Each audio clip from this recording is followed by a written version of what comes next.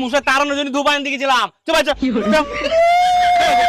গিন্নি, ও গিন্নি তাড়াতাড়ি আসো। আরে কি হয়েছে বলো। তোমার একটু সাধারণ জ্ঞান বুদ্ধি নেই? জামাই কখন এসেছে? জামাইকে একটু চা করে দাও। আরে চা তো আমি কখন করে দিতাম, কিন্তু চা করবো কি করে, বিড়াল ঢুকে তো সব দুধ খেয়ে নিয়েছে। এ কি বলছো? তোমাকে কতবার বলছি আমি, যখনই তুমি রান্না করে যাবা সবসময় কাপড় বিলাস পরে থাকবা। ঘরটা পুরো নির্বংশে, আমি গরুর দুধের কথা বলেছি। ও sorry sorry sorry sorry sorry. যত সব।